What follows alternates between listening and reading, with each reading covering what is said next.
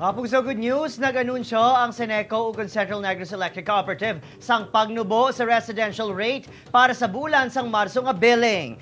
Nagnubo sang 13.67 pesos per kilowatt hour ang residential rate para sa sakop sini nga 4 ka mga syudad kag 2 ka mga kabanwahanan sa Central Negros Occidental.